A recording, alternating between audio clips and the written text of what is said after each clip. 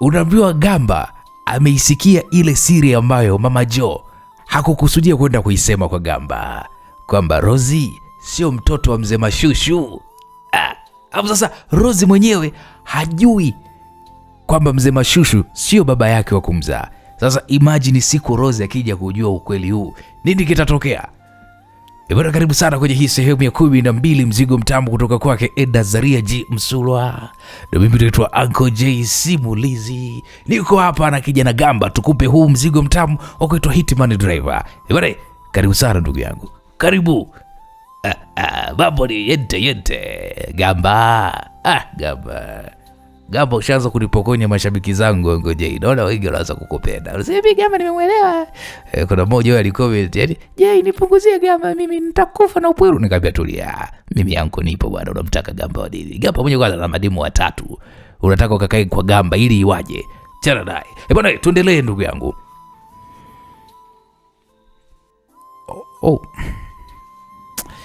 Shit. Unajua Gamba, mimi sikutaka kuweza kukuambia hili la Rozi. Ila ukweli ni kwamba Rozi sio mtoto wa Mashushu. Rozi ni mtoto wa huyu ambaye leo umeniona naye. Naam, Gamba kwanza alijikuta anasimamisha gari pembeni.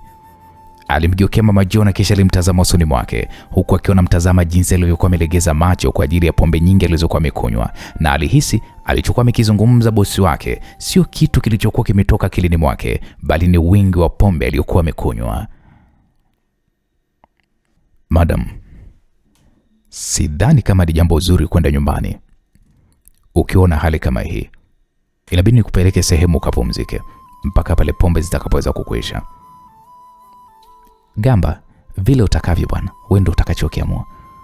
Mama Jo alijibu kwa sauti iliyojaa pombe na kumfanya Gamba kuweza kurudisha gari taratibu barabarani. Akampeleka mpaka kwenye nyumba yake iliyopo Tegeta.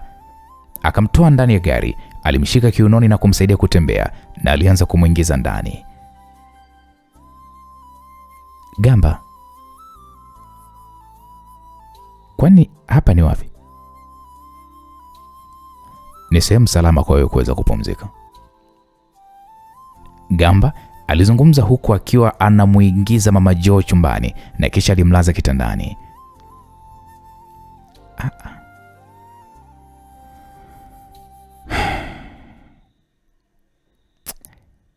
Ni sehemu salama kwa mimi kupumzika?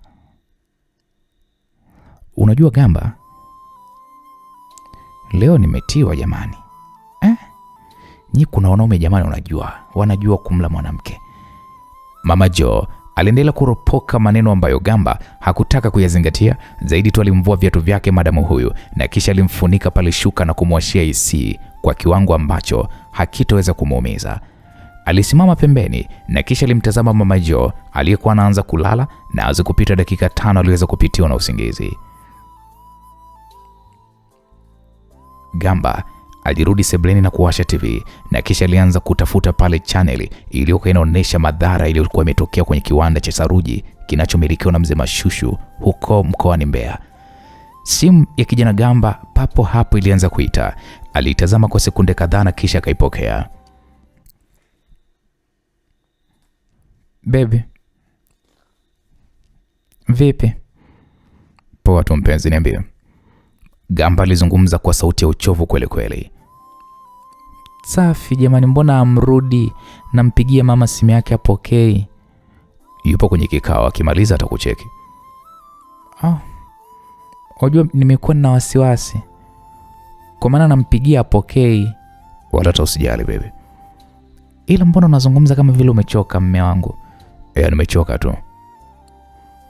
Gamba alizungumza huku akiwa anapiga miayo.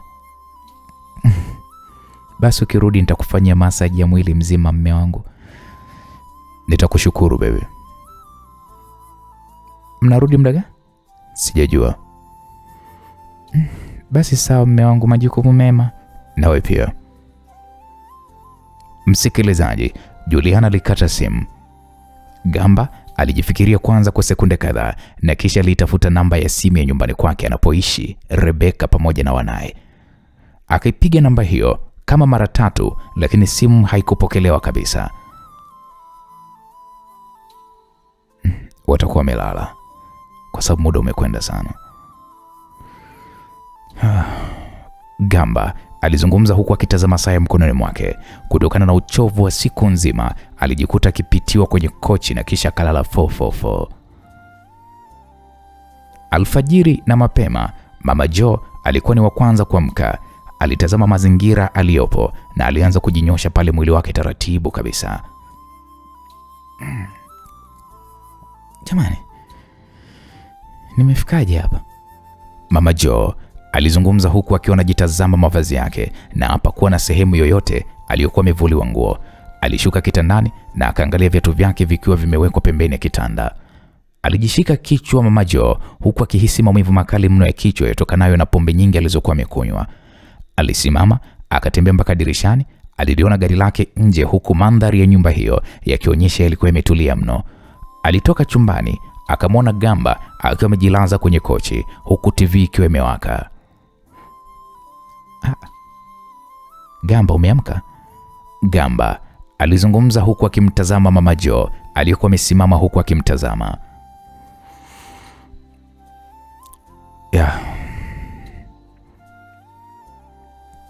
Hapa ni wapi? Kwanza unajisikiaje kwanza? Kichwa kinaniuma jamani, mpaka najisikia zunguzungu. Mama Joe alizungumza huku akijibwaga kwenye sofa. Acha nikuandalie supu. Ikiwezekana basi ufanye hivyo. Inabidi nikachukue nyama buchani kwa maana hapa hakuna chakula. Gamba, kwani hapa ni wapi? Ni kibanda changu hiki. Wow, umejitahidi jamani. Kuzuri. Kuna room ngapi? Ziko 3, zote ni master. Aise, hongera sana. Na ukiacha basi mimi nikanunue vitu. Sawa. Gamba aliondoka nyumbani kwake na kuelekea katika mtaa wa karibu na nyumba yake. Nyumba ambayo kwa pembeni kulikuwa kuna soko. Akanunua pale vitu anavyovihitaji na kisha karudi nyumbani kwake. Gamba, ungeniacha mimi nipike? Hapana madam. Mimi acha niingie jikoni, uwepo mzika tu wala tosijali. Gamba alizungumza huku akipitiliza moja kwa moja jikoni. Alianza pale kuandaa supu na mara baada ya muda mchache alimwandalia Mama Joe supu hiyo huku na yeye akiwa anajiandalia.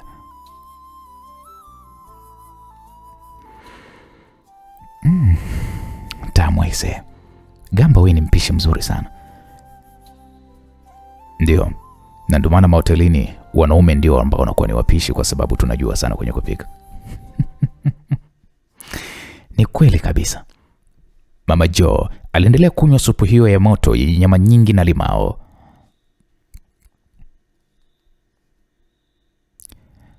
Hivi unajua jana mimi niliongea nini? Kwa maana sikumbuki niliyoyaongea jana. Ni mengi tumeongea. Kama lipi? Umeongea kuhusiana na maisha yako ya Miki. Na umesema kwamba Rozi ni mtoto wa Miki. Mungu wangu. We Gamba, kweli? Ndio. Aise. Na ndio maana niliona sio salama wewe kukupeleka nyumbani, kwa sababu ongeza kuyaongea hayo mambo mbele ya Juliana na ingekuwa ni tatizo. Aise. Ebu naomba uniwekee hiyo siri kwa sababu ni ukweli ama ni uongo? Ni ukweli. Na Miki ameniambia kwamba hiyo kazi ya kwenda kumkomboa mwanae na kumua Glory ataifanya pale atakapojua ukweli kwamba Rozi ni binti yake. Atajuaje sasa? Atampima DNA. Mumeo akijua hii issue itakuwaje? Na hisi ndio utakuwa mwisho wa ndoa yetu. So Juliana na John ni watoto wake? Ndio, ni watoto wa Mashushu, lakini yule Rozi sio mtoto wa Mashushu. Na ndio maana huwa ninaogopa sana kuweza kuoa, kwa sababu wanawake mna mambo mengi sana. Gamba, wala sio kila mwanamke atafanya kosa kama nililolifanya mimi. Sawa. Naam, wakiwa wako hapo, simu Mama Joe ilianza kuita. Kijana Gamba aliitoa simu hiyo na kisha akamkabidhi Mama Joe. Huyu mpuzi sitaki hata kuzungumza naye. Mama Jo alizungumza huku akikata simu ya mumewe. Yaani miaka yote tuloishi kwenye ndoa anakuja kunipiga umri huu huku akiwa hajui undani wangu? Mpokelee, uwezi jua anahitaji nini kuongea. Sijisikii kuongea naye. Mama Jo alikata simu ya mzee Mashushu. Naona anapiga na huku kwangu. Mpokelee tu. Gamba ilibidi apokee simu hiyo. Mzee, shikamoo. Marahaba. Umeamkaje hapo? Mungu ni mwema. Habari za huko mkoani? Huku ni msiba tu. Hivyo nashughulika na serikali kuzika watu waliopata maafa kiwandani. Pole sana mzee wangu. Nashukuru Gamba. Nimezungumza na Juliana. Kaniambia kwamba upo na mama. Nipo naye. Hebu mpe simu niongee naye. Mzee anahitaji kuongea nawe. Mimi sihitaji chochote kuongea. Mama Jo alizungumza kwa sauti ya ukali na kumfanya Gamba kuirudisha simu sikioni mwake. Gamba, naona bado mke wangu ana hasira. Acha nimwache tulizane, nitamtafuta baadaye. Mwangalie bwana. Sawa mzee. Aya, asubuhi njema na umlinde bwana. Hakuna shaka mzee wangu. Aya, sawa. Mzee Mashushu alikata simu na kumfanya Gamba kumtazama Mama Jo. Mkuu, kipindi kama hiki inabidi uweze kushikamana na mmeo. Hebu achana naye. Hapa tena nimekutana na miki wangu na ananipa kitu ambacho sikuwahi kupewa na huyo mpuzi. Asiniumize mikichwa mimi. Mama Jo alizungumza mno kwa msisitizo. Tena nimepata wazo. Tukitoka hapa hebu twende Zanzibar. Zanzibar? Ndiyo, usimwambie yeyote. Wewe waeleze kwamba tuna safari ya kikazi basi. Sijisikii kabisa kurudi kwenye ile nyumba ya Mashushu. Gamba, wasiwasi wako nini? Ni miaka mingapi tumezunguka kwenye operation katika nchi tofauti tofauti. Ndio unashangaa mimi safari ya hapo Zanzibar tu? Hapana madam. Basi tulizana. Mama Jo alizungumza huku akimalizia hiyo supu. Ila ninaombi. Nakusikiliza. Ulinileta kwenye familia yako kwa ajili ya kuweza kumlinda mumeo. Ila kwa sasa nahitaji kuwa nje ya familia yako. Gamba, sijakuelewa. Nahitaji kufanya majukumu yangu binafsi. Kwa mwenendo wa familia yako unavyoelekea, itafika nyakati ambazo nitaingia kwenye matatizo kwa ajili yenu. Hivyo nisingependa kuingia kwenye hiyo shida. Gamba, hebu nisikilize basi. Najua nilikutoa kwenye majukumu yako binafsi. Hebu nakuomba unisaidie kumrudisha mwanangu Rozi nyumbani. Na baada ya hapo, wewe utakuwa uko huru kuondoka. Ila Rozi ni mtu mzima na anaonekana kufuata njia zake yeye mwenyewe. Hivyo ni ngumu mimi kuweza kumrudisha nyumbani. Hebu nisikilize Gamba. Yule ni mwanangu. Hata iwaje atabaki kuwa chini yangu na hakuna sikio linaloweza kuzidi kichwa. Hivyo hiyo na kuomba iwe ndo kazi yako ya mwisho. Kwa sasa twende Zanzibar. Na baada ya hapo utamsaka Rozi na yule malaya Glory ni lazima afe. Gamba alimtazama Mama Jo kwa sekunde kadhaa na kisha akamwambia sawa. Mimi mwenyewe kwa sasa nataka nifanye mambo yangu, niachane hizi mbanga. Kama mambo gani? Mimi kwa sasa nahitaji niombe talaka ya kuachana na huyu mshenzi Mashushu. Ndiyo Gamba, najua unajua Mashushu ni malaya na kwenye lile dangulo lao na rafiki yake Don Rafael. Najua kabisa Mashushu analala na mabinti wadogo. Hivyo kama ni ndoa, yeye mwenyewe ndo ameingiza dosari. Kwenye hilo sina maoni. Jiandae tunaelekea Zanzibar. Ghafla simu ya Gamba ilianza kuita. Naomba nipokee simu. Gamba alizungumza huku akitoka nje. Akaipokea, ilikuwa ni simu ya Rebeka. Hey. Mambo? Poa mpenzi. Samahani bwana. Jana usiku nililala. Unajua siku nyingi sijapata muda kuweza kupumzika. Naelewa baby. Vipi watoto wamemkaje? Namshukuru Mungu Gamba, sote sisi ni wazima, na kusema ukweli umeturudishia tabasamu ambalo halilijaa kilio. Usijali Rebeka, ni maisha yamebaki, yale maisha yaliyopita yamebaki kuwa ni story tu. Kwa kweli. Na hapa najitahidi kula vyakula alivyokuwa ameniandikia Dr. Goodluck, na namshukuru Mungu afya imeanza kurudi kama awali.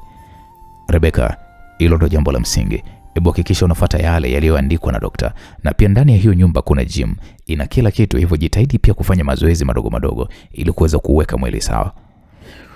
Nitafanya hivyo mume wangu Gamba. Okay, sawa, nikutakia asubuhi iliyo njema. Je, wale watu umefikia wapi mpenzi? Wala usijali, utapata tu taarifa zao taratibu. Okay, sawa baby, natamani leo nikuone Gamba. Kuna safari kamoja hivi nakwenda, nikisharudi basi utaweza kuniona mke wangu. Okay, sawa mpenzi, mimi nikutakia kazi njema na safari iliyo njema.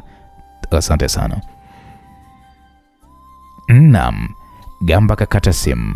Aise, kuna comment nimeona anasema anko, huyu bidada bwana Rebeka kajiachia mno kwa Gamba.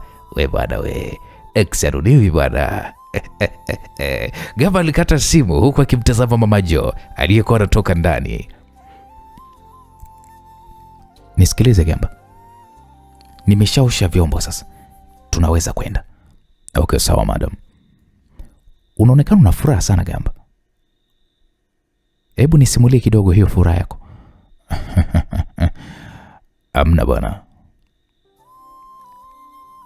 Gamba alizungumza huku akirudi ndani na kisha aliweka nyumba yake sawa na wakaondoka nyumbani hapo. Gamba, naomba uniambie ukweli kutoka moyoni mwako. Hivi wewe ni kweli unampenda binti yangu wewe kutoka moyoni mwako? Ama humpendi? Swali la Mama Jo lilimfanya Gamba kwanza kukaa kimya huku akiwa anatafakari jinsi ya kuweza kulijibu, kwani ukweli wake wa moyo ni kwamba hampendi kabisa Juliana, ila Juliana ndo amezama kimapenzi sana kwake. Madam, ni kwa nini umeuliza hivyo? Nataka tu kujua. Naogopa sana akijua maisha yangu ya nyuma. Ninahisi ya kwamba nitamuumiza sana binti yako. Hebu nisikilize Gamba. Hakuna binadamu anayeweza kuigeuza historia yake ya nyuma, ila anaweza kuisahihisha kwa kuishi maisha mapya, kutokurudia kila alichokifanya nyuma. Mimi na nyinyi tupo kwenye nafasi ya kuweza kuumiza moyo wa Juliana. Kivipi Gamba? Mbona sikuelewi? Rozi ameshafahamu ukweli, na ndio maana unaona ameungana na adui yako. Je, Juliana akiufahamu ukweli ya kwamba wewe na mumeo ni wauzaji wakubwa madawa ya kulevya itakuwaje? Je, upendo utaendelea kuwa vile ulivyokuwa hapo awali? Hivyo tupo kwenye nafasi ambazo kwa namna moja ama nyingine ni ngumu sana kuweza kuzimili. Hivyo basi, kwa sasa acha niapeleke mahusiano yangu na mwanao vile ambavyo yeye anayahitaji. Turudi nyumbani. Kwa nini? Juliana yuko yeye mwenyewe. Sihitaji kuipoteza furaha yake. Okay, sawa. Gamba aligeuza gari na safari ya kurudi nyumbani ikaanza. Walifika nyumbani na Mama Jo akawa kwanza kushuka ndani ya gari. Moja kwa moja aliweza kupitiliza mpaka chumbani kwake na kisha akajibwaga kitandani. Pole kwa kazi baby. Nashukuru, vipi unaendeleaje? Nimekumisi tu baby wangu. Juliana alizungumza huku akimbusu Gamba katika lipsi zake. Utaoga kwanza ndo ule au utakula ndo uoge? Kipi kizuri baby? Naona uoge kisha ndio ule. Juliana alizungumza kwa sauti ya mahaba huku akimshika Gamba mkono na kuelekea naye chumbani. Kitendo cha kuingia tu chumbani, Juliana alimsukuma Gamba kitandani na kisha taratibu akampandia kwa juu, akamkalia kiunoni mwake na kuanza kufungua vifungo vya shati la Gamba huku akiwa anapapasa kifua cha Gamba kilichokuwa kimejaa garden love zinazosisimua mwili mzima. Hapakuwa na maelezo ya ziada zaidi ya Gamba kumpa Juliana haki anayostahili. Nyinyi hakuna kitu kitamu nyinyi kama mwanamke aulilie ududu. Aranye. Sasa hapa kama Juliana, mtoto anautaka mwenyewe. Yaani utumii nguvu. Nye, nataka nipate mwanamke anayependa kudinyana nye. Yaani aombi. Ananiambia tu je baba, hebu acha kusimulia njoo huku. Ananipa. Je jamani, simulizi za nini njoo huku nikupe baba. Ananipa wewe. Bana, upande wa pili. Nyumba ndo ile pale. Miki alitazama nyumba ya ghorofa iliyopo katika mitaa jiji la London. Na hizi ndo picha kadhaa nilizoweza kuzipiga akiwa wanaingia na kutoka na walinzi wake. Miki alisindikizia maelekezo hayo kwa kupiga pafu kidogo la kahawa alokuwa anainywa katika huo mgahawa, huku akiwa na mmoja wa wauza habari za kipelelezi ambazo kwa mara nyingi amekuwa akimtumia akiwa nchini Uingereza, wakipokea taarifa kuhusiana na watu anaowahitaji kuwashughulikia. Miki akatazama picha za Rosie akiwa na Glory, huku akiwa na walinzi 4. Idadi ya walinzi ni hii 4 tu au? Hapana, ile nyumba inalindwa na walinzi zaidi ya 20. Anaonekana amejipanga sana huyo. Sana. Na ni huyu binti ndo mmiliki. Jamaa huyu alimgusa Glory kwenye hiyo picha. Miki alitoa pale bahasha yenye dola 1000 ndani yake, akamkabidhi jamaa huyo, akamwambia nashukuru. Asante sana mkuu. Wala tosijali kwa maana sijafika hata hotelini. Nimetokea uwanja wa ndege. Nimekutana wewe hapo. Sawa mkuu, na kama utahitaji msaada wangu zaidi, basi utaweza kuwasiliana na mimi. Wala usijali, tuko pamoja. Jamaa huyo afahamikaye kwa jina la Miki alisimama na kuondoka eneo hilo. Miki alimalizia pale kahawa yake, akanyanyua pale kikombe cha kahawa na kuweka noti ya dola 5 na kisha akanyanyuka na kuondoka katika huo mgahawa.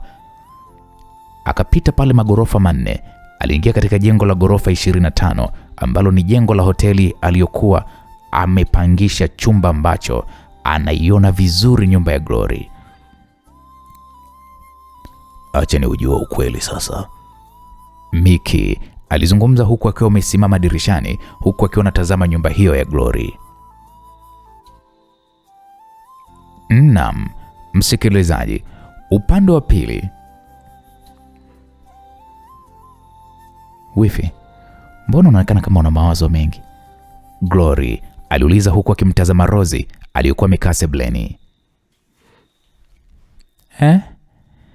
Unaonekana una mawazo mengi, tatizo nini? Mimi? Ndiyo, unaonekana una mawazo mengi, nini shida? Najaribu tu kuwaza. Kweli mimi ni mtoto wa hawa viumbe wawili? Sio kila mtoto wa nyoka basi huwa ni nyoka kama watu wanavyosema. Unamaanisha nini wifi yangu Glory? Rosie, roho yako wewe na Joe ni ya utofauti sana. Kwanza mna upendo halisi na sio ule wa kufeki kama ilivyokuwa kwa wazazi wenu. Glory, kiukweli natamani hata atokee tu mtu aniambie kwamba wale mimi sio wazazi wangu, nitafurahi sana kuliko haya majini mawili ambayo Rosie, usiwachukie kwa kiwango hiko wazazi wako. Nimeshajichukia mimi bwana.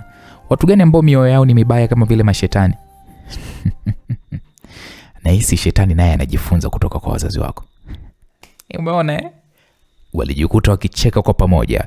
Glory alianza kujishika tumbo huku uso wake akiwa ameukunja. Rosie bidi aulize, wifi vipi? Najisikia maumivu. Twende hospitalini aise. Yaani usisubiri hali kawa mbaya wifi. Ila acha tu niite gari ya wagonjwa basi. Wifi. Wifi yangu Glory, acha nimpate mwanangu, na hisi yeye tu ndio atakayekuwa ndugu yangu. Rosie alizungumza huku akipigia simu ya dharura.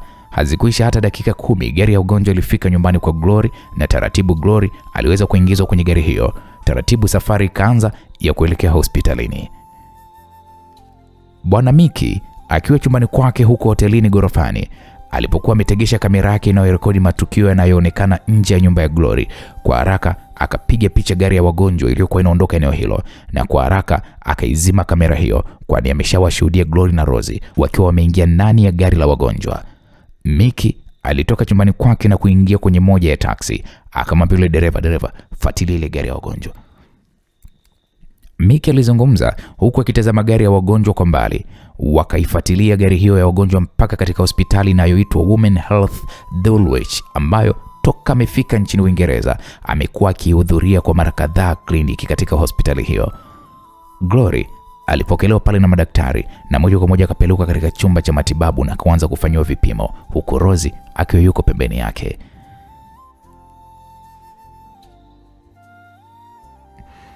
Ila wifi, nimekwambia haya ni maumivu tu ya kawaida. Hapana wifi yangu Glory, jukumu langu ni kuhakikisha afya yako inakuwa iko salama muda wote. Jamani, Glory alizungumza huku akitabasamu. Sasa hali ya mtoto yuko vizuri na hakuna tatizo lolote, daktari alizungumza huku akimtazama Glory usoni mwake. Rose wifi yangu, sinaona mimi nimekuambia. Wewe wifi yangu Glory, ile sura ulikuwa umeikunja mimi ilinipa wasiwasi kwa kweli. Wasiwasi wako tu bwana, ila mimi niko vizuri wifi yangu. Ilikuwa ni huzuni tu. Umenikamata? Wote walijikuta wakicheka. Ila wifi yangu Glory, kikubwa usiwe na mawazo. Jitahidi sana kutokuwa na mawazo. Sasa hata daktari amesema hivyo. Usijali. Daktari, nipo na wifi yangu hapa. Na ninaishi naye kwa amani na furaha kwa kweli. Kati ya watu tuliobahatika kupata mawifi basi ni mimi. Wifi yangu Glory, unanipa sifa za bure tu. Haki ya Mungu Rosie, wewe ni wifi yangu bora kabisa. Nashukuru. Mickey kwa upande wake alionekana kukaa kwenye moja ya eneo la mapumziko huku akiwatazama walinzi wa Glory wakiwa katika hilo eneo wakiimarisha ulinzi. Mara baada ya dakika kama 20 za kukaa eneo hilo, akawaona Glory na Rosie wakitoka hospitalini hapo. Macho yake Mickey akatazamana na Rosie, wakajikuta wakitabasamuliana kana kwamba ni watu wanaofahamiana. Mickey alihisi kitu cha tofauti sana moyoni mwake kutazamana na Rosie ambaye leo ndo mara yake ya kwanza wanakutana.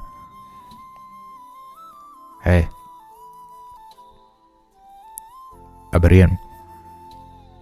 Mickey aliwasalimia kwa sauti ya unyenyekevu. Salama tu, shikamoo. Walimsalimia kwa pamoja. Nyinyi ni wa Tanzania? Rosie na Glory wakatazamana. Rosie akasema si ni wa Tanzania. Rosie alimjibu Mickey kwa furaha mno. Basi sura za Kitanzania zipotei. Mnaendeleaje kwani? Salama tu, Rosie alijibu huku akitabasamu. Mimi pia ni Mtanzania. Ila nina miaka 30 sasa nipo hapa nchini Uingereza. Ni muda mrefu. Walijikuta wakikosa nini cha kuzungumza. Naitwa Mickey. Naitwa Rosie. Huyu hapa ni wifi yangu anaitwa Glory. Nashukuru sana kuweza kuwafahamu.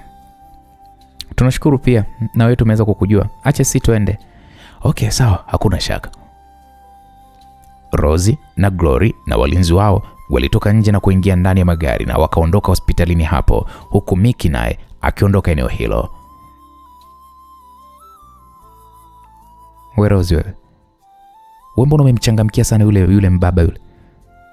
Unamjua? Hata simjui. Kwa kweli nimejikuta tu nimekuwa nina amani na yeye. Wewe wifi yangu, wewe kuwa makini. Unajua kipindi tulicho nacho sio cha kuwa karibu na kila mtu. Ni kweli. Kwani vipi, umechukia? Sijachukia Rosie. Sijachukia kabisa, ila macho yako na yule mzee kama yanafanana. Wewe wifi yangu Glory, wewe macho yanafanana vipi sasa?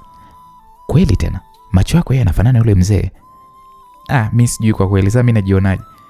Walijikuta wakicheka huku gari ikiingia getini. Kwa nini najihisi hivi ninavyojihisi hivi sasa? Mickey alijiuliza swali hilo, akaanza pale kujaza utata ndani ya moyo wake. Inawezekana kuwa yule ni mwanangu kweli yule. Lazima nifanye upelelezi wa kina kabla sijafanya maamuzi ya ajabu.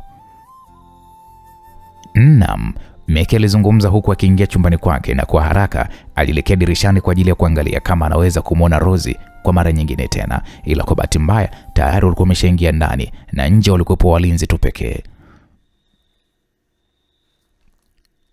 Madam, msaidizi wa Glory alimuita pembeni na Glory ilibidi amfuate msaidizi wake. Nakusikiliza. Wapelelezi wetu wameipata hoteli ambayo Mashushu amefikia. Wanasubiri amri yako. Wamemwona Gamba? Hapana, Gamba hawajamwona. Glory alimtazama Rozi aliyekuwa anaelekea jikoni kumwandalia supu, kwani kwa kipindi chote hicho amekuwa ni mtu anayemwandalia vyakula alivyokuwa ameelezwa na daktari ale kipindi hiki cha ujauzito. Wapo wangapi? Wapo 4. Hebu hakikisha hawafanyi makosa. Okay, sawa madam.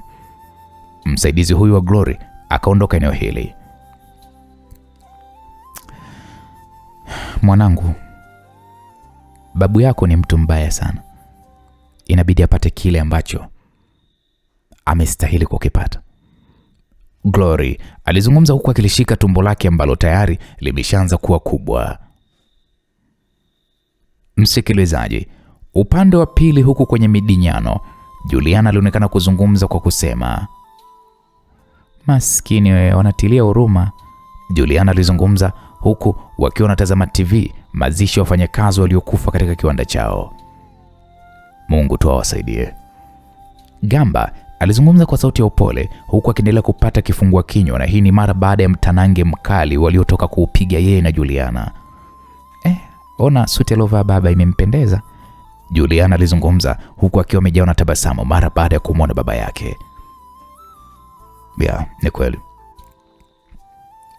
Baada ya mkuu wa mkoa wa Mbeya kutoa salamu za rambirambi kutoka kwa rais na serikali kwa ujumla, ukafika wakati wa mzee Mashushu kuzungumza na waliokuwa wamefika katika hiko kiwanja kuaga miili ya wapendwa wao. Mzee Mashushu akaongozana na mlinzi wake hadi eneo la kipaza sauti, akawasalimu pale wafiwa kwa sauti ya upole na ya unyenyekevu, na kisha akasema,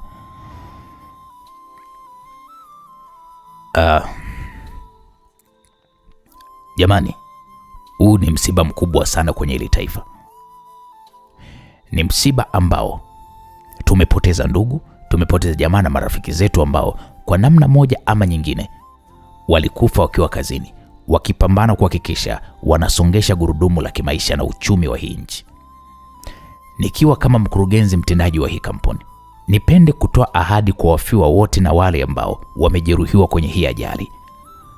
Kwa wale waliojeruhiwa, wataendelea kuhudumiwa kwa kipindi chote kile watakachokuwa hospitalini.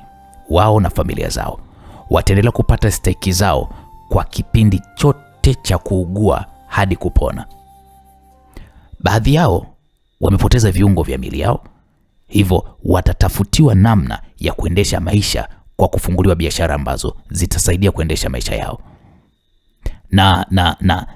Na kwa wale ambao tumewapoteza ndugu zetu, kila familia kampuni italipia milioni 100, na ambao wana watoto wao watasomeshwa hadi kufikia chuo. Huu utaratibu tumeshauandaa na tutahakikisha kwamba unafanyika kwa kipindi chote ambacho nitakuwa nipo duniani au hata kama sitokuwepo duniani. Yote haya yatatekelezwa. Gamba, hii ahadi aliyoiongea baba ataitimiza kweli?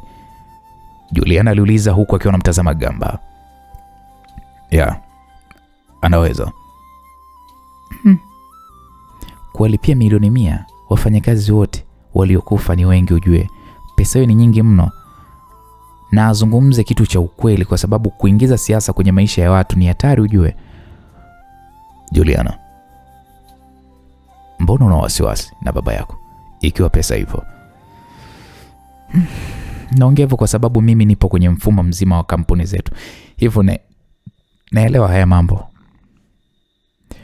Unajua hata Gamba hakumalizia sentensi yake, wakashtukia kumwona mzee Mashushu akianguka chini, kitendo kilichofanya watu kujawa na mshangao, jambo ambalo Gamba alishalielewa. Kitendo hicho kilikuwa kimeongozana na shambulizi la risasi alizokuwa amepigwa mzee Mashushu, japo milio ya risasi hiyo ilikuwa haijasikika kabisa. Bwana, je, ni kweli mzee Mashushu ameshambuliwa na risasi? Na kama ameshambuliwa na risasi, je, atakuwa hai au ndo tumeshampoteza mzee Mashushu? Patamu hapo. Baby, baba amefanyaje? Mbona ameanguka? Juliana aliuliza hilo swali. Gamba alishindwa kujibu swali hilo kutoka kwa Juliana. Akawa anatazama jinsi watu wanavyokimbizana. Hebu nenda kamwite mama. Kamwite mama. Gamba alizungumza kwa sauti ya msisitizo na Juliana akapandisha gorofani akaingia kwenye chumba cha mama yake bila hata ya kubisha hodi. Mama amka. We bwana, we ni nini? Mbona tunashtuana? Baba kafanya nini? Ameanguka. Wapi? Juliana akakimbilia remote ya TV, akaiwasha TV iliyopo chumbani kwa mama yake. Ndugu watazamaji, kama mlivyoona tukio lililotokea, mzee Mashushu anaondolewa uwanjani hapa, anaingizwa ndani ya gari na inaonyesha ameshambuliwa kwa risasi. Kama vile penzi watazamaji mnavyozidi kuona taarifa yetu hii tukiwa tuko live. Naam, kauli ya mtangazaji huyo wa habari ilimfanya Mama Jo kunyanyuka haraka mno pale kitandani. Akakimbilia kwenye drawer ya kabati kubwa iliyopo chumbani hapo, akaifungua, akatoa bastola, akaiweka ndani ya kipochi chake kidogo, na kisha akaulizia simu yangu iko wapi? Mama Jo alizungumza kwa kimtazama Juliana aliyekuwa ameshikwa na bombowazi akiwa anatazama TV. Mama Jo akachukua simu yake kitandani alipokuwa amelala. Kwa haraka sana akatoka chumbani kwake, akaitafuta namba ya Don Rafael, akaipata, akaipiga. Simu alipoipiga ikaita kwa mara zaidi kama mara 4, ila simu ya Don Rafael haikupokelewa kabisa. Gamba, umeona kilichotokea? Ndio madam, na nawapigia walinzi wapatikani. Shit. Hebu tuende uwanja wa ndege haraka sana, tunakwenda kuombea sasa hivi. Mama Jo alizungumza ni kama mtu aliyekuwa amechanganyikiwa. Gamba akasema, madam, kwa sasa tusikilizie taarifa kutoka kwa vijana, wanaweza wakamleta huku alafu sisi tukapishana naye. Ni kweli ulichokiongea. Hebu piga tena simu. Mama Jo alizungumza huku akiwa hajasimama wima, alikuwa akizunguka hilo eneo alipo. Sawa mkuu. Mmoja wa wanaume aliye umbali wa mita 700 kutoka eneo inapofanyika shughuli ya mazishi ya kuaga wafanyakazi waliokuwa wamepata ajali kiwandani alizungumza hivyo. Akairudisha simu mfukoni mwake, akashika bunduki kubwa wanazotumia wadunguaji wa masafa marefu, huku mbele ikiwa imefungwa kiwambo cha kuzuia sauti. Kwa kupitia lens iliyokuwa imefungwa kwenye bunduki hiyo, akalivuta pale karibu eneo la kipaza sauti ambalo halina mtu. Akamwona mzee Mashushu amesimama kwenye eneo lenye kipaza sauti. Kila mmoja yuko kwenye position yake. Jamaa huyo alizungumza kwa kutumia earpiece aliyokuwa amevaa sikioni mwake. Akasikia wakimjibu, ndio mkuu. Okay, sawa. Jamaa akaitazama simu yake pembeni aliyokuwa ameweka channel ya TV inayorusha matangazo hayo mubashara kupitia mtandao wa YouTube. Akamwona mzee Mashushu jinsi anavyoanza kuzungumza. Jamaa akazidi kumjaza mzee Mashushu kwa ukaribu zaidi kwenye hii lenzi yake, akamweka pale kwenye target. Akatazama saa yake ya mkononi na kisha akarudisha jicho lake moja kwenye lenzi yake ambayo target aliyokuwa ameiweka ni kumpiga risasi mzee Mashushu ni eneo la kifuani mwake upande wa kushoto ambao ndo moyo unapokaa, akiamini risasi hiyo ikipiga eneo hilo la kifuani mwake huyu mzee hainuki tena. Kwenye watu wengi kama hapa hujavaa bulletproof, unategemea nini? Alizungumza kimoyomoyo huku akibana pumzi, huku kidole kimoja kikiwa kipo kwenye trigger ya bunduki hiyo. Akavuta trigger na risasi moja inayokwenda kwa kasi ya ajabu ilitoka kimya kwenye bunduki hiyo bila hata ya kutoa mlio. Kitendo cha mzee Mashushu kusimama vizuri ili kuendelea kutoa hotuba yake ambayo inaonesha kutoa faraja kwa watu waliopo eneo hilo. Risasi ikapiga katikati ya kifua, ikatoboa upande wa pili alipokuwa mlinzi wake ambaye hata hakuweza kuinusa hatari hiyo, na risasi ikampiga begani mwake, ikawapelekea wote wawili kuanguka chini, mzee Mashushu mpaka mlinzi wake wa nyuma. Huyo sniper ambaye ni mdunguaji akasema, wafuatilieni kama wamepatwa na risasi. Mdunguaji huyo aliwaamrisha vijana wake hao watatu waliokuwa wamechanganyikana na wafiwa ambao nao walikuwa wameanza kutawanyika kwa hofu na kuhofia maisha yao. Ebu zuia damu isitoke, zuia damu. Mmoja wa maskari aliyekuwa anaendesha gari hilo lililokuwa limembeba mzee Mashushu aliwaambia askari waliokuwa wamekaa siti ya nyuma, huku wakijitahidi kumzuia damu za mzee Mashushu zisitoke, maana damu zilikuwa zinamwagika kifuani mwake, yani kana kwamba bomba la maji limepasuka. Gari ikafunga breki nje ya hospitali ya mkoa, na kwa haraka mzee Mashushu akatolewa ndani ya gari, akawekwa juu ya kitanda cha magurudumu. Kwa haraka pale akakimbizwa kwenye chumba cha upasuaji.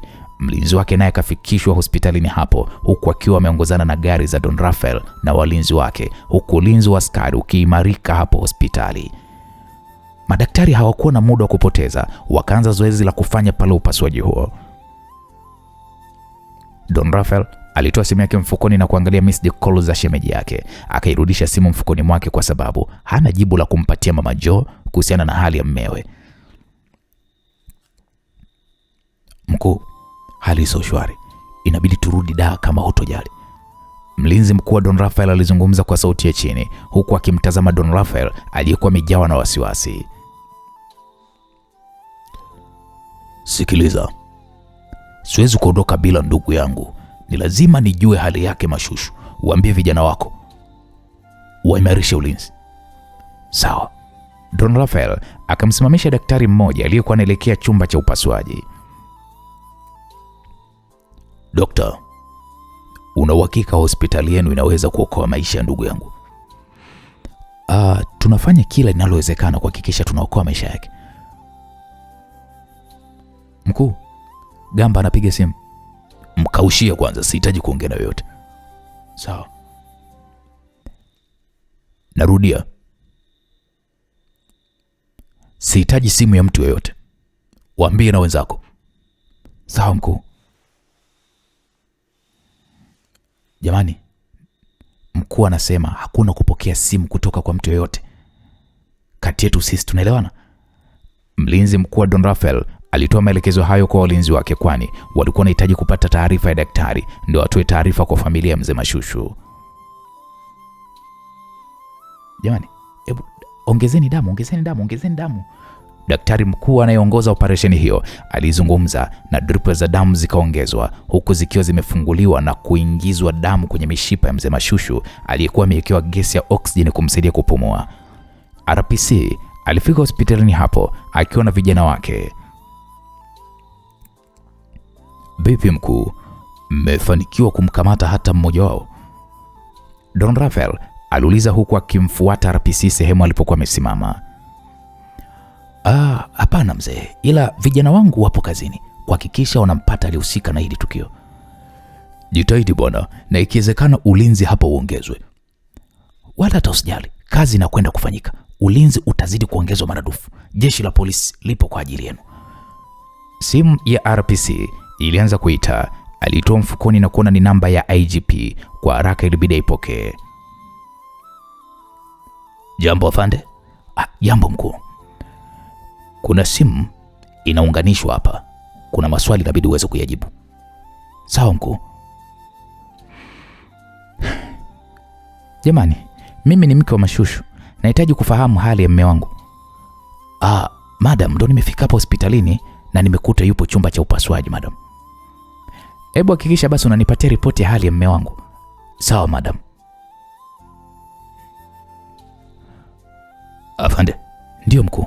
Hebu hakikisha unanipatia ripoti ya hali yake huyo Mashushu, na usitoke hapo hospitalini mpaka atolewe chumba cha upasuaji. Sawa?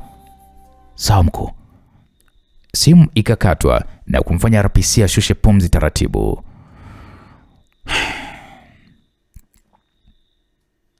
Dokta mkuu, nakusikiliza. Inabidi tumfanyie transfer kwenda Muhimbili. Tumefanikiwa kuzuia damu yake. Daktari msaidizi alimweleza daktari mkuu, na daktari mkuu akasema, basi itabidi waeleze ndugu zake. Ni kweli kabisa. Maana inabidi asafirishwe kwa ndege kwa haraka sana, la sivyo huyo anapoteza maisha. Daktari mkuu akasogea eneo la kuvulia vazi lake la upasuaji. Akavuliwa pale na manesi waliopo ndani hapo. Akavua gloves zake na kisha alitoka ndani ya chumba cha upasuaji. Don Rafael pamoja na walinzi wake pamoja na RPC wakamsogelea dokta. Dokta akasema,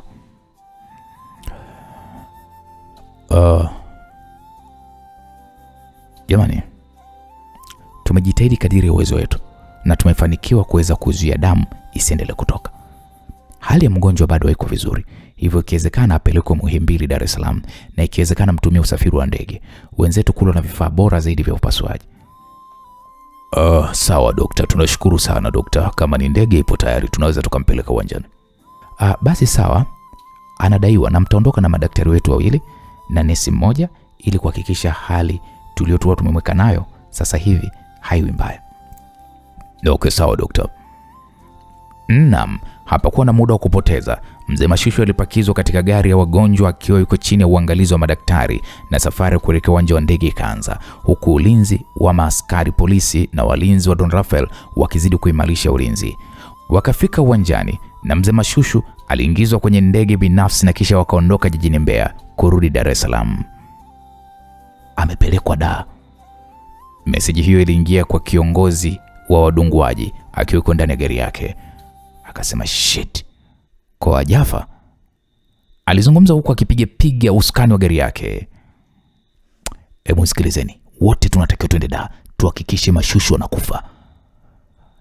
Kiongozi huyu wa wadunguaji aliwaambia wenzake aliokuwa nao ndani ya gari. Wakarudi katika nyumba waliokuwa wamefikia, wakakusanya mizigo yao, wakakata pale tiketi za ndege, huku silaha wakazitumbukiza kwenye chemba ya nyumba hiyo waliokuwa wameipangisha. Wakaelekea uwanja wa ndege, huku 2 wakiwa wanaondoka na ndege ya saa 7 mchana na wengine wanaondoka na ndege ya saa 8 mchana. Hapakuwa na mtu aliyewatilia mashaka, kwa sababu katika mkoa wa Mbeya wanapokea wageni wengi ambao ni wafanyabiashara. Hivyo ni ngumu sana kujua ni yupi mwema, yupi si mwema.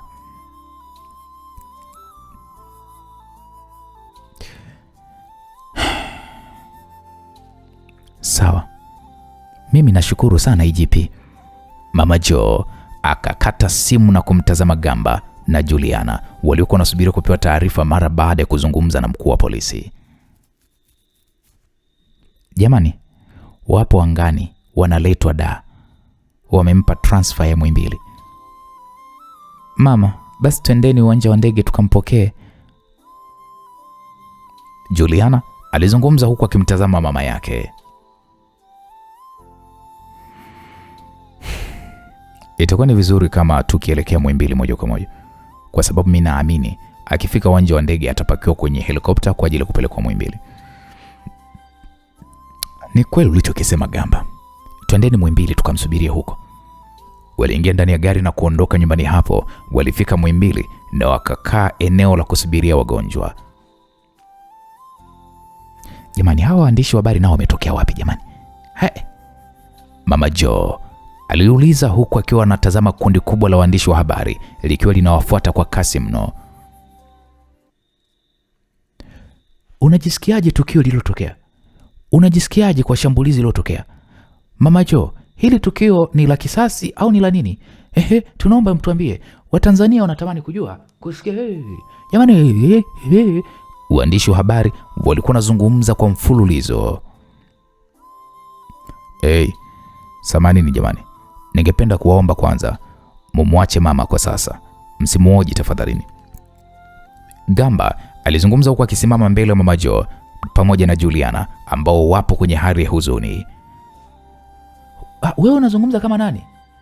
Naombeni tafadhali sana waandishi wa habari.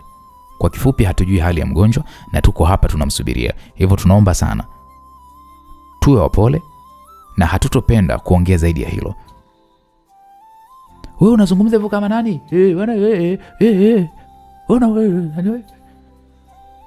Waandishi wa habari walizidi kuleta ubishi wao. Wewe mwandishi wa habari, wewe unahoji, wewe unahoji nini wewe? Hujui kazi yako Acheni unafiki.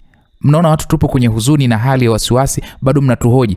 Tuongee kama, tuongee ili weje? Unamwambia yeye anaongea kama nani? Anaongea kama mume wangu. Komeni kufuatilia maisha ya watu. Tafuteni kazi nyingine ya kufanya. Juliana alizungumza kwa hasira huku machozi yakimwagika na kumfanya Gamba kumuondoa eneo hilo la waandishi wa habari waliokuwa wanaendelea kupiga picha na kurekodi kila kinachotokea. Mume wake? Naam. Upande wa pili Rebeka alishtuka huku akihisi moyo wake kumuma. Kwanza kumuona Gamba kwenye TV, Kwake ilikuwa ni surprise kubwa mno, na alichokisikia kutoka kwa mtoto wa mzee Mashushu ndio kimezidi kumuumiza moyo wake Rebeka. Mama, mbona unaongea mwenyewe? Amna mwanangu Ruben, niko sawa. Umemwona Anko Gamba? Nimemwona. Rebeka alijikuta ananyuka na kuelekea chumbani kwake. Akaiminya namba ya Gamba katika simu iliyopo pembezoni mwa kitanda chake. Simu ya Gamba ilianza kuita, akaisikiliza kwa muda mpaka ikakata. Gamba, hebu pokea simu unipe majibu ya hili. Mbona unataka kuniwa na pressure Gamba? Rebeka akarudia kupiga tena, simu iliita ila haikupokelewa kabisa, na alijikuta akianza kububujikwa na machozi yaliyojaa wivu wa kimapenzi, kwani toka amepona na amekutana na Gamba ameamini kabisa ya kwamba amepata tulizo la moyo wake, kwani anakwenda kuolewa na mwanaume anayempenda. Msikilizaji, kitendo cha ndege iliyombeba mzee Mashushu kutua uwanja wa JK Nyerere, alitolewa kwa haraka na kuingizwa kwenye helikopta ya hospitali ya Muhimbili iliyokuwa inatumika kwa ajili ya wagonjwa wa dharura. Helikopta ikaelekea moja kwa moja mpaka Muhimbili na ikatua katika kiwanja chake maalum. Madaktari walikuwa wamejiandaa kumpokea mzee Mashushu, wakamkimbiza kwa haraka sana kwenye chumba cha upasuaji, huku mke wake, mwanae Juliana pamoja na Gamba wakapata nafasi ya kumwona kidogo. Mungu msaidie mme wangu apone, Mama Jo alizungumza kwa sauti iliyokuwa imeambatana na machozi yanayomwagika. Ujasiri wake wote umemdondoka, na hata wazo la kutaka talaka kwa mume wake likawa limefutika kabisa kichwani mwake. Gamba, Don Rafael aliita huku akimpa mkono wa kusalimiana na Gamba. Shikamoo mzee. Marhaba. Aise, mambo yamekuwa kama hivi ndugu yangu. Unaweza ukahisi ni nani amehusika kwenye hili? Mimi mwenyewe hata sijui, na hili swala limetokea kwa haraka sana. Mimi nilichoshtukia ni jamaa tu anaanguka chini. Basi kama ameshindwa kumuua Mbeya, ni lazima watataka kuja kumuua hapa hospitalini. Ni kweli kabisa Gamba.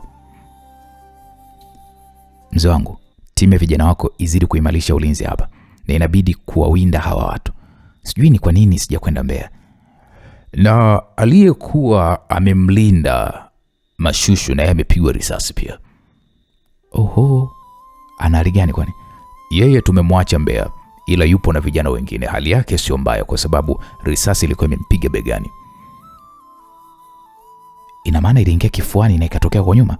Ndio. Sasa kwa nini kuvaa bulletproof? Tena nilimshauri ndugu yangu Mashushu akaniambia ni msibani, hakuna haja ya kuvaa bulletproof. Ona sasa tuko hapa. Mzee wangu, mimi ninahisi kwamba wauaji ni lazima watakuja hapa hospitalini, na wanaonekana ni very professional, na mdungwaji huyo ni mtu mwenye mafunzo makubwa sana. Gamba alizungumza huku akimtazama Mama Jo aliyekuwa amejinamia, kwani usiku wa kuamkia leo alikuwa ametoka kuonana na Miki ambaye alimwelezea ni muuaji hatari, na hisia za Gamba zikaanza kuhisi labda Miki amehusika kwenye hiyo kazi ambayo msimamizi mkuu ni Mama Jo anayetaka kuficha siri ya uhalali wa baba mzazi wa Rozi, ambaye kama alivyosema ni Miki na sio mzee Mashushu.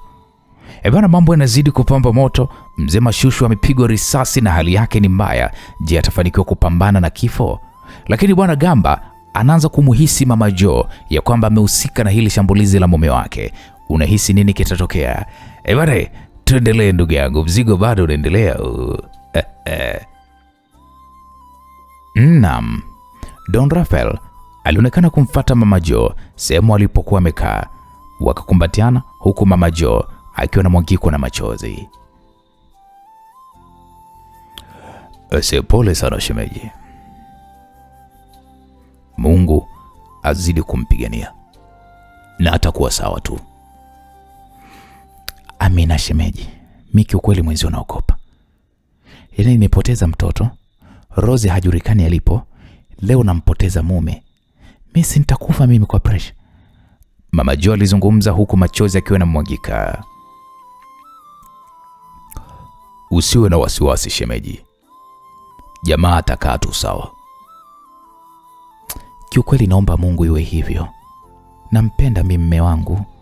Naam. Muda huo Gamba alitoa simu yake mfukoni, akasogea kwa pembeni kidogo akajitenga, na mara baada ya hapo akampigia simu Rebeka. aliyekuwa amepiga simu kwa mara kadhaa bila hata ya kupokelewa. Niambie baby.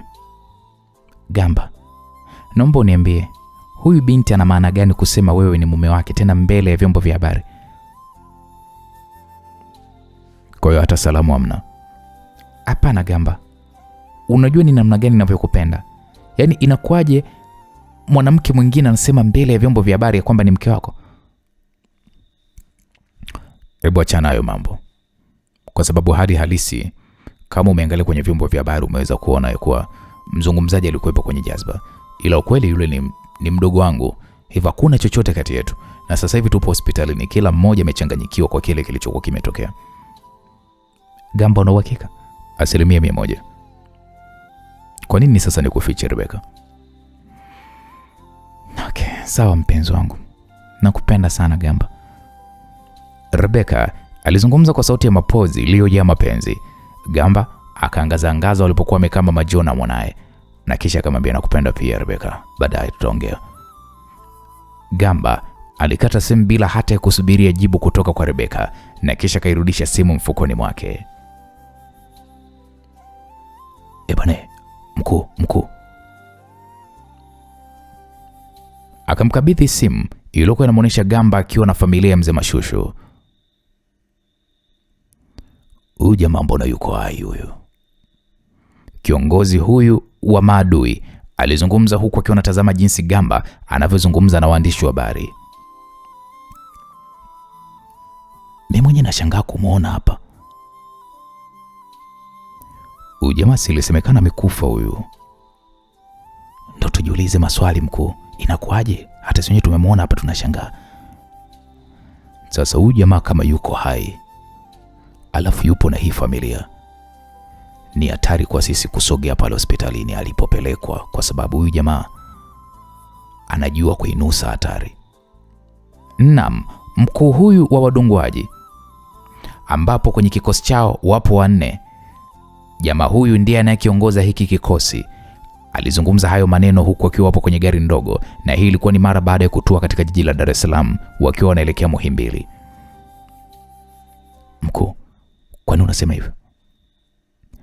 Huyu jamaa, mimi na Kay hapa tumefanya naye operation kadhaa za hatari sana, tukiwa katika vitengo tofauti vya jeshi vya makomando. Mnamwona huyu mtu ni hatari sana, ambaye anaweza kuinusa hatari hata kabla haijaweza kutokea. Na mimi hapa na Kay anatujua vizuri sana. Itakuwa ni issue tukielekea Muhimbili wanangu. Ila mkuu, sisi wawili hatumjui huyu. Hii kazi hebu tuipe kwanza, tuipe pause kwanza kwa muda, tuistopishe kwanza. Afu tumtume Lina aende akafanya upelelezi pale Muhimbili. Ikiwezekana kazi anaweza aimalize mwenyewe Lina. Lina, mkuu umesahau, Lina mara ya mwisho kuongea naye ilikuwa ni majuzi, na Lina aliniambia kwamba yuko Mwanza. Leo nimechati naye, ameniambia yuko Dar. Acha nimtafute. Naam, kiongozi huyo wa wauaji alimpigia simu binti huyo kuitwa Lina. Lina. Niambie boss. Poa, wapi yo? Simu yako ndio imeniamsha, niko Senza. Okay, basi nakuja hapo. Vipi, kwema? Kwema. Karibuni. Okay, poa, tupo kwenye foleni. Okay. Mkuu wa wauaji hao akakata simu. Ila kwa risasi niliyompiga, sidhani kama atakuwa hai yule mzee. Oya mkuu, hatuwezi kusubiria wafanikiwe kumtibu. Lazima shughulikiwe haraka. Acha tuangalie upepo kwanza unavyokwenda, tusiende kichwa. Walifika nyumbani kwa Lina. Lina aliwakaribisha kwa furaha mno. Lina, kitambo tujaonana. Sana tu. Aisee, karibuni jamani. Na hapa ndipo nilipojiegesha, si mnajua Lina alizungumza kwa furaha huku wageni wake wakikaa kwenye sofa za sebuleni kwake. Aisee, tunashukuru. Vipi, mnapiga mambo yetu au niwape soft drink? Kwa sasa tunahitaji maji tu kwa sababu tunakimbizana na muda. Imekuwaje tena? Kwa maana kuja na timu nzima ni lazima kutoka kuna issue ya umuhimu sana tu. Maana umeona taarifa inayoendelea kwenye mitandao na vyombo vya habari? Unajua leo sijashika kabisa simu wala sijawasha TV. Kuna issue gani kwani? Na mimi unamfahamu jamaa fulani anaitwa Mashushu? Yule bilionea ambaye kiwanda chake kimelipuka kule Mbeya. Huyo. Tulikuwa tuna jukumu la kumuua. Inaonyesha ni kazi ya pesa nyingi. Kiasi chake sio sana. Imekuwaje? Nimefanikiwa kumpiga risasi, ila kwa bahati mbaya amekimbizwa hospitalini, na mission ilikuwa ni kumuua kabisa. Alipelekwa hospitali ya mkoa Mbeya na sasa yuko Muhimbili, wanapigania maisha yake. Asa mbona simple tu sana kwenda kumaliziwa tu kwa hospitalini? Issue ni kwamba kati ya walinzi wake mmoja tulikuwa naye jeshini kabla tujaachana na jeshi. Afu hiyo jamani, hatari sana huyo mtu. Uwepo wetu sisi pale utafichua sisi kwamba ndo tumehusika, na kwa sasa ulinzi utakuwa ni mkali sana pale Muhimbili. Ni kweli. Tumeona wewe Lina unaweza kuifanya hii kazi bila kushtukiwa. Na ngoja bei yenu wekeni mezani shingapi? 15 kula basi. Hapana wewe. Unajua issue jinsi ilivyokuwa hatari na ulinzi ule utakuwa ni mkali mno. Siwezi mikuriski maisha yangu kwa hiyo pesa hiyo. Unataka ngapi? Weka 30 mezani. Lina kazi ngapi nimekupa mshikaji wangu? 30 bwana, parefu bwana. Najua mkwanja uliopokea wewe ni mrefu zaidi aise. Najua unaniaminia na ndio maana umekuja kwangu. Hapo kukupunguzia fanya 28. Wasina namna mwanangu. 10 kabla ya kazi, afu 18 baada ya kazi. Sina tatizo. Hiyo kazi ifanyike lini? Ikiwezekana Lina hata leo mshikaji wangu. Sasa hivi ni jioni. Unaweza ukajisogeza pale ukajua hali jinsi inavyoendelea pale, afu kaenda kamaliza kazi. Okay. Hakuna shida. Nionyeshe huyo mnayemwogopa na mnamkimbia. Huyo hapa, huyo mamona huyo. Sio kwamba tunamwogopa, ila ni anatujua. Afu jamaa usimchukulie poa poa. Si unamwona jinsi alivyo, unaweza kumchukulia jamaa fulani mayai. Jamaa huyo alikuwa anazungumza huku anamuonesha Lina video ya Gamba. Gamba alikuwa akizungumza na waandishi wa habari. Lina akasema, mbona mchumba tu huyo? Lina, usidharau mtu. Huyo mshikaji afai. Sisi kukaa pembeni hapo ni pagumu Lina. Wasiwasi wenu tu. Hamna shida yoyote. Naona waandishi wa habari wako hapa na nitajifanya mimi ni mwandishi wa habari na nitasogea eneo la tukio, ila nitahitaji backup kama kutoka kuna hali yote ile mbaya. Okay, sawa, mna noma. Naam, wakakubaliana pale. Wakamuingizia benki Lina malipo ya awali kwa kazi, na hapakuwa na muda wa kupoteza kwa Lina zaidi ya kuelekea Muhimbili kuhakikisha anaimaliza kazi ya kumuua mzee Mashushu. Msikilizaji, upande wa pili tunapata kumwona Rozi machozi alianza kumbubujika mara baada ya kuona taarifa ya habari ya shambulizi la baba yake. Hata kama ana chuki dhidi ya baba yake huyo, ila moyo wake ulijikuta unaumia. Akamwona Gloria akija sebuleni hapo kwa haraka. Rozi akazima TV. Wifi yangu Rozi, mbona kama unalia? Hapana nini wifi? Ikiwa unalia, alafu mbona unazima TV? Amna. Wifi, unajua unanipa wasiwasi jamani. Hebu niambie nini shida? Rozi alimtazama Glory kwa sekunde kadhaa na kisha aliwasha TV. Ndugu watazamaji, wapenzi na watazamaji wa Uncle JTV. Tupo nje ya hospitali Muhimbili tukisubiria kujua hali ya bilionea Mashushu ambaye leo asubuhi jiji la Mbeya alikuwa ameshambuliwa kwa kupigwa na risasi na watu wasiojulikana. Nikitokea hapa Muhimbili jijini Dar es Salaam, mimi mwandishi wako naitwa Mungu wangu. Imekuwaje tena? Glory akajifanya kushangaa, yani kama vile mchongo huu ye haujui. Hata sijui hivi. Rose, inabidi uende Tanzania ukaangalia afya ya baba. Hapana. Hapana, kwa nini wifi yangu? Yule ni babako. Anayeuawa kwa upanga naye atauawa kwa upanga. Wifi, ni maamuzi yangu. Nina akili timamu Glory. Siwezi kurudi kwa watu aina hii. Glory alishusha pumzi taratibu huku akimtazama Rosie. Rosie alikuwa anazungumza kwa msisitizo.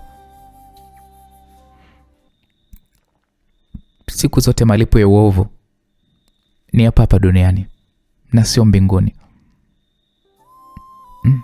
Wifi yangu Rosie, hebu chukua muda upumzike. Usijali Glory, niko sawa. Naomba tu niwe ni mwenyewe tu.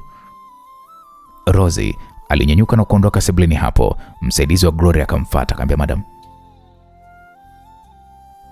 nimeitikia wito. Wewe, imekuwaje mpaka Mashushu yuko hai mpaka muda huu?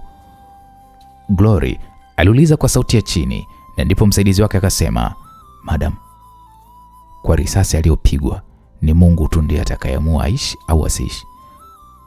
Hebu kelele, sitaki kusikia hizo ngonjera. Nataka jibu la uhakika. Nataka Mashushu afe. Nimeongea na vijana, wanakwenda Muhimbili kumalizia kazi. Hebu hiyo kazi ifanyike bila makosa. Sitaki makosa. Sawa madam. Vipi Rose, amehisi kwamba si ndo tumehusika? Hapana, hajui chochote. Na hapa nimemshauri aende Tanzania ila amekataa. Na anaonekana bado ana chuki na baba yake. Na okay, sawa madam. Hebu hii kazi naombeni ikafanyike bila makosa. Nendeni mkammalizie. Sawa madam. Msaidizi wa Glory aliondoka sebuleni hapo na kumfanya Glory ashoshe pumzi taratibu, kwani hali ya matatizo anayoyapitia maadui zake yeye kwake ilikuwa ni furaha na ushindi juu. Naam. Msikilizaji, upande wa pili tunapata kumwona Miki. Miki aliitazama namba ya Mama Jo kwa sekunde kadhaa, akataka kuminya kitufe cha kupiga ila kasita. Alitazama taarifa ya shambulizi la mzee Mashushu, akasema okay, acha nimpigie. Miki akapiga simu, Mama Jo simu yake ikapokelewa. Halo. Niambie mpenzi, unaendeleaje huko? Nipo, hata sielewi mambo yanaendaje. Pole sana. Nimeona taarifa ya kilichotokea. Imekuaje tena? Mbona sielewi? Miki, hata mimi mwenyewe sijajua, ila askari wanaendelea kufanya upelelezi kujua nini kilichotokea. Hali yake vipi tena huko? Hadi sasa hivi yupo chumba cha operation. Aise, pole sana baby. Vipi Miki, umefanikiwa kujua wapi alipo Glory? Bado nipo kazini. Naomba unisaidie. Na hisi yeye Glory ndo amehusika kwenye hili tukio. Okay, acha niendelee kuifanya kazi. Okay, sawa, baadaye. Mama Jo alikata simu mara baada ya kumwona Gamba akimfuata sehemu alipokuwa amesimama. Gamba, vipi tena? Madam, naweza nikakuuliza? Uliza tu. Hili lililotokea kwa mzee, wewe na Miki hamjahusika kweli? Gamba, hata kama nina roho mbaya kiasi gani, siwezi kumdhuru mume wangu. Huoni kama kuna maadui wengi wametuzunguka? Unapata wapi ujasiri Gamba wa kunihisi kwamba mimi ndo nimehusika na tukio la kumpiga risasi mume wangu? Mama Jo alizungumza kwa hasira na kwa sauti ya chini huku akimtazama Gamba usoni mwake. Gamba akasema, ni hisia zangu tu madam. Kwa hiyo umenichukulia mimi ni muuaji wa familia yangu, si ndio Gamba? Unanivunjia heshima Gamba. Nisamee madam. Mama Jo aliondoka kwa hasira, akarudi sehemu alipokuwa amekaa kabla hata ya kupokea hiyo simu. Gamba alimtazama Mama Jo kwa sekunde kadhaa na kisha kuondoka eneo hilo na kutoka nje kabisa kwenda kupunga upepo. ila mbona kama macho yake huyu mama yanazungumza ukweli kwamba hajahusika na ile tukio. Sasa nani kahusika na ile tukio? Gamba alijisemea kimoyomoyo huku akitazama eneo hilo. Baada ya kusimama eneo hilo kwa dakika 10, akarudi ndani. Mlango wa chumba cha upasuaji ukafunguliwa. Alitoka daktari bingwa wa masuala ya upasuaji. Nadhani wanafamilia mnifuate. Kauli ya dokta ilimfanya Mama Jo, Juliana, Don Rafael wasimame, wakamfuata dokta sehemu alipokuwa amesimama. Gamba naye akasogea karibu. Dokta, hali ya mume wangu inaendeleaje dokta? Eti dokta, naomba kujua. Mama Jo aliuliza huku akiwa na wasiwasi. Mama, nakuomba utulie kidogo. Dokta alizungumza kwa sauti ya upole. Hali ya mgonjwa sio nzuri. Tumefanya tulichoweza kukifanya, ila matumaini yetu yapo chini kabisa. Na kama ni kwenye asilimia, basi ni 10% tu. Ndio tunaweza tukasema anaweza akapona. Yaani katika 100% ni 10% tu. Hizo 10% ndo tunahisi anaweza akapona, lakini 90% mzee tunaweza tusiwe naye. Maneno ya daktari yalizidi kumnyong'onyesha Mama Jo pamoja na Juliana. Tunachoweza kuwashauri kama familia ni kumpeleka huyu mzee Uingereza kwa ajili ya matibabu makubwa. Na kuna hospitali 2 nitawapa majina yao ofisini, ili ikiwezekana tufanye nao mawasiliano. Ikiwezekana utaratibu wa kumpeleka huyu mzee huko ufanyike, ila kwa hapa nisiwe mongo, sisi tumefika kikomo cha uwezo wetu. Ewana mambo yanazidi kupamba moto. Hali ya mzee Mashushu bado ni tete, na madaktari wanakuambia asilimia za uhai wake huyu ni 10 tu, ila 90% zote zilizobaki huyu mzee anadanja. Vijana wa Glory, msikilizaji, hawajakata tamaa. Bado wamemtuma mwanadada kuitwa Lina aingie hapo Muhimbili kwenda kummaliza mzee Mashushu. Je, Lina atafanikiwa? Dokta, ni sawa, hilo lipo ndani ya uwezo wetu. Au shemeji, wewe unasemaje? Ndiyo, hata kukodisha ndege tunaweza. Basi nadhani tuelekeni ofisini nikawaonyesha hospitali. Kati ya hizo 2 ipi mweza kuchagua? Sawa. Samanini ya mimi nitaimarisha ulinzi hapa nje. Gamba alizungumza hivyo. Mama Jo pamoja na Don Rafael pamoja na Juliana waliondoka eneo hilo. Gamba alimsogelea mlinzi mmoja. Inakuwaje mzee? Hivi wewe ulikuwepo kule Mbeya? Mbeya kule? Kaka, nilikuwepo. Kipindi hili linatokea, ulikuwa uko eneo gani? Mimi nilikuwa eneo la VIP walipokuwa wamekaa viongozi. Uliona chochote? Nilichokiona ni mzee kuanguka tu chini, ila kabla ya hapo sikuona kitu kingine cha kuashiria hatari. Gamba alishusha pumzi taratibu. Eneo mlipokuwa kulikuwa kuna majengo marefu ama? Kulikuwa kuna majengo marefu, ndio. Okay, sawa bro, nashukuru. Gamba akasogea eneo la chumba cha upasuaji. Alisimama kwa ajili ya kuhakikisha hakuna anayeweza kuingia eneo hilo na akaleta madhara. Sasa jamani, hii ambayo iko London ni nzuri zaidi kwa haya matatizo, na kama mtaikubali basi tufanye taratibu za mawasiliano. Naam, alikuwa ni daktari alizungumza mara baada ya kuwaonyesha hospitali nzuri. Mama Jo akasema, we dokta, anza tu, hakuna muda wa kupoteza. Yaani kikubwa tu mume wangu apate matibabu ya haraka dokta. Mama Jo alizungumza kwa msisitizo. Sawa, basi mimi nawasiliana na uongozi na tutatuma taarifa zake kuelekea huko, na kisha mara baada ya hapo mambo mengine yatafuata, ila kwa sasa andaeni usafiri kama ni wa ndege binafsi au kama ni kibiashara. Ni nyinyi tu. Mazungumzo yenu yatachukua muda gani jamani? Don Rafael aliuliza hilo swali.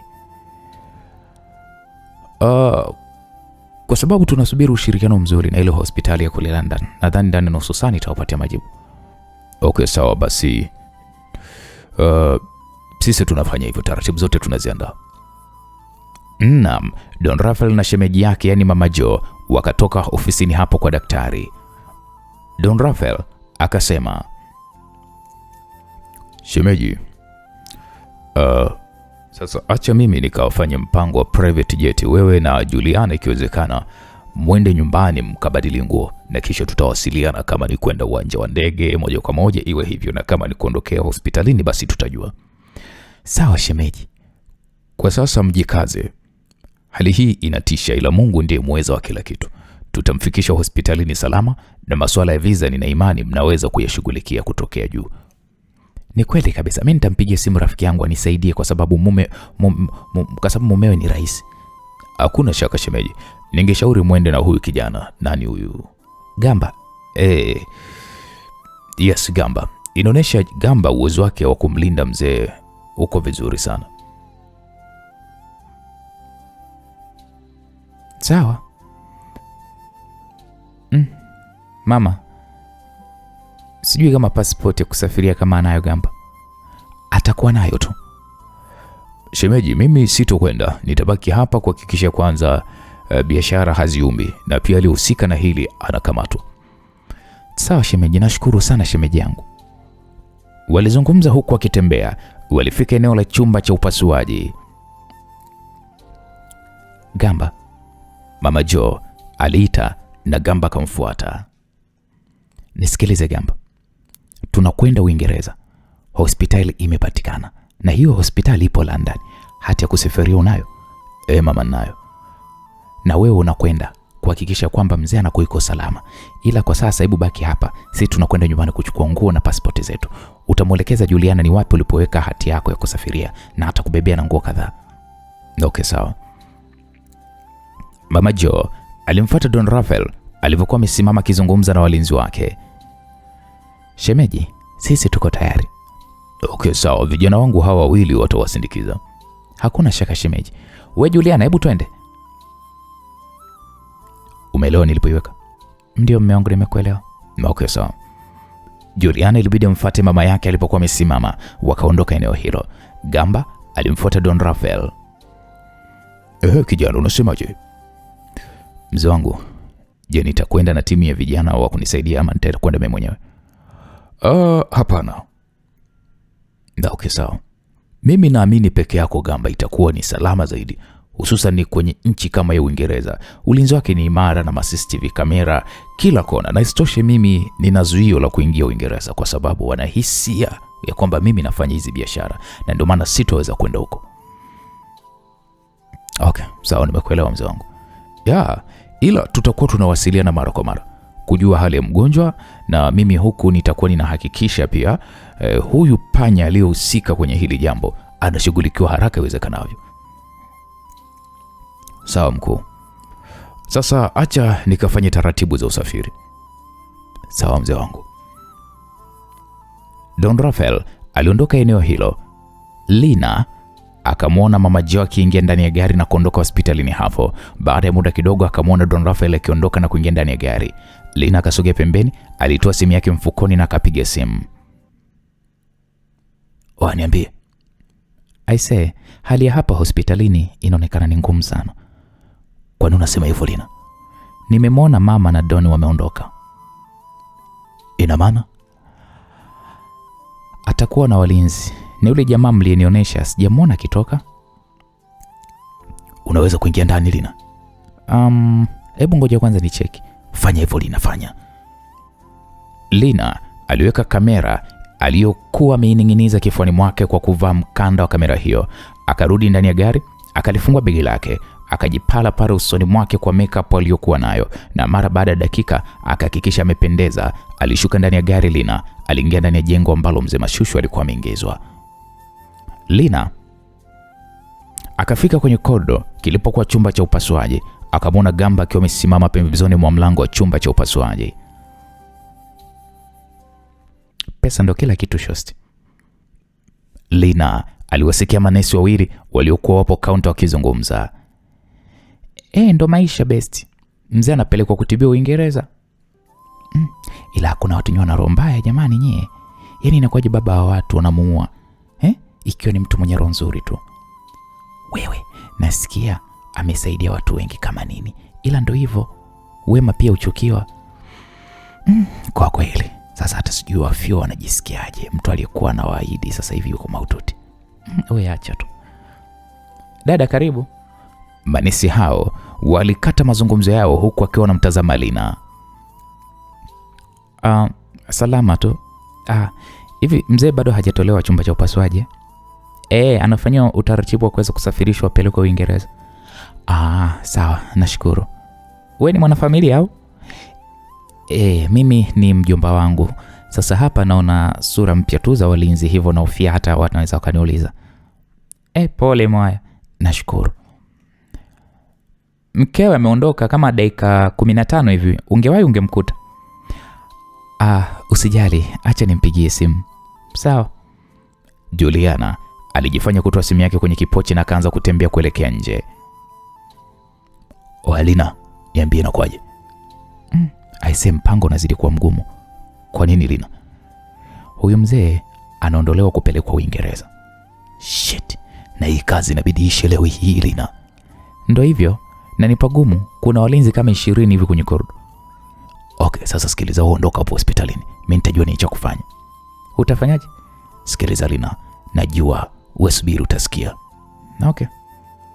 Lina alikata simu na kisha akaendelea kutembea kuelekea kwenye gari. Hey, wadada.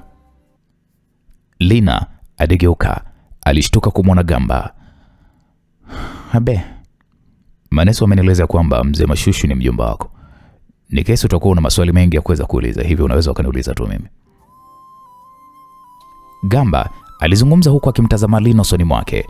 Lina aliyekuwa anaonyesha wasiwasi.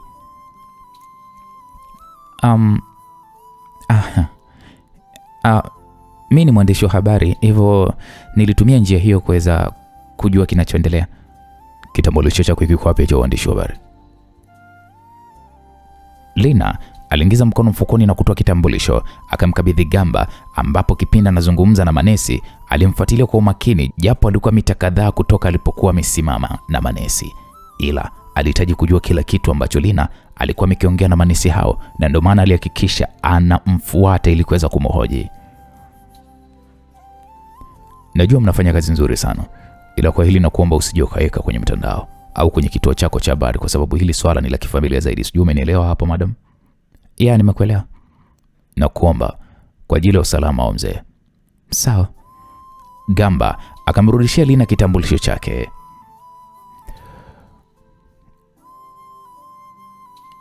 Unaweza kunipatia namba yako ya simu?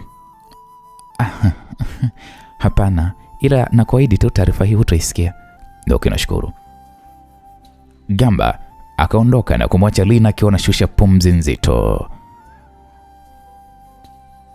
Manesi, tafadhalini, wakati mwingine msije mkatoa taarifa kwa mtu yeyote yule ambaye hausiki na mgonjwa. Nadhani mmenielewa. Gamba aliwaambia manesi hao walikuwa wamenywea. Sawa. Sitowasemea kwa mkuu wenu, ila hakikisheni heshima na usiri wa mgonjwa inabaki kwa kwenu, kwa sababu yule ni mwandishi wa habari na sio mwanafamilia. Manesi hao wakabaki wanatazamana kwa mshangao. Nadhani mmeelewa. Gamba ilibidi arudi eneo lake la ulinzi. Lina aliwasha gari lake na taratibu aliondoka hospitalini hapo, huku akiwa na hofu, kwa maana ya kwamba hakutarajia Gamba angeza kumhoji kwa haraka namna hiyo. Simu yake Lina ilianza kuita na kisha kaipokea. Niambie. Lina, ushaondoka? Ndio, naingia barabara kuu. Sio yule jamani, kama vile mbwa wa jeshi. Kwa nini tena Lina? Si unajua nilienda kuwahoji manesi waliopo eneo lile alipokuwa ameingizwa, na wakaniambia kwamba anapelekwa Uingereza. Aisi, nimepata hofu mara baada ya jamaa amekuja kuniita nikiwa ninatoka pale. Nilikuwa nimeshtuka mno. Vipi, hajakutilia mashaka kweli? Amenitilia mashaka na ndio maana ameniita. Ila nimemwambia mimi ni mwandishi wa habari na nikamuonesha na kitambulisho, basi akaniachia. Ila jamani, hisia kali sana yule, tena hisia za hatari.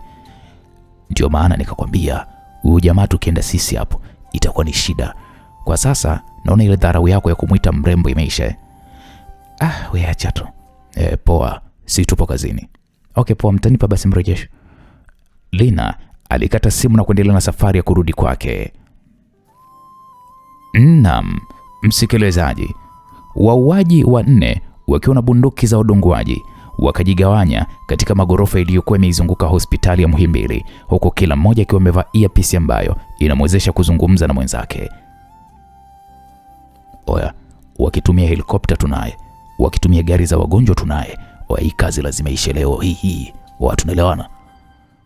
Mkuu wa wauaji hawa alizungumza huku akiwa kwenye moja ya gorofa ambalo linamwezesha kuona eneo la helikopta ya hospitali ilipokuwa imesimama. Wakamwambia, sawa mkuu. Sikilizeni, eneo zima tumeliweka kati, hivyo hakuna cha kutushinda. Atakayejaribu kuzuia hii tunamuua.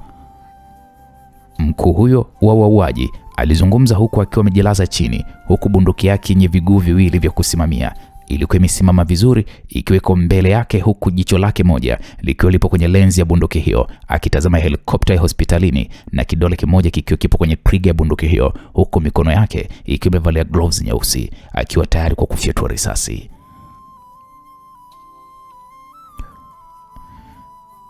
Mzee wangu nishike hapa. Sawa.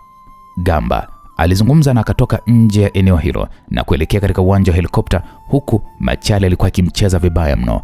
Akaangaza eneo hilo na kuliangalia ghorofa refu lililopo kwa mbali, eneo hilo la karibu na hospitalini. Oh, Gamba za masiku. Kiongozi huyo wa wauaji alizungumza huku akiwa amemwekea kwenye target Gamba. Misheni yangu ni kumuua bosi wako Gamba, na sio wewe. Ila ukijaribu kunizuia nitapita na wewe, alizungumza jamaa huyu huku akiwa anamtazama Gamba. Gamba alikuwa anaendelea kuangaza macho kuhakikisha eneo hilo kama lina usalama. Wewe bosi, mbona kama tunakusikia unaongea mwenyewe? Hapana, hapa mbele yangu namuona kwenye target Gamba amekuwa ni kizuizi kwetu. Gamba? Ndio. Malize tu mkuu. Hapana. Kwa nini? Tukimua sasa hivi Gamba, basi watajua kwamba tupo na tunawasaka. Kumbukeni, wakuuliwa hapa ni Mashushu na sio Gamba, na ikitulazimu kuwaua walinzi watakaomlinda Mashushu, basi tutawaua. Nadhani tunaelewana. Ndio mkuu. Okay, vizuri. Jamaa huyu mkuu wa wauaji akarudisha jicho lake na akamwona Gamba akielekea ndani. Jamaa alishusha pumzi taratibu, kwa maana anaamini ya kwamba maeneo aliyokuwa wamejificha ambayo yapo sehemu tofauti ni lazima utafanikiwa kumpata mzee Mashushu na kummalizia kabla hajafikishwa uwanja wa ndege na kupelekwa Uingereza. Bana, mambo yanazidi kupamba moto mtu wangu. Wauaji bado hawajakata tamaa, wanaambiwa bado wanahitaji kuhakikisha wanamuua mzee Mashushu. Sasa swali ni je, watafanikiwa? Kwa maeneo aliyokaa watafanikiwa kumweka kwenye target? Bado usikose kufuatilia mzigo huu katika sehemu ya 13. Mimi langu jina naitwa Uncle J, mzigo kutoka kwake Eda Zaria G Msulu. Asante kwa time yako, nikutakia wakati ule mwema. Bye bye kwa sasa.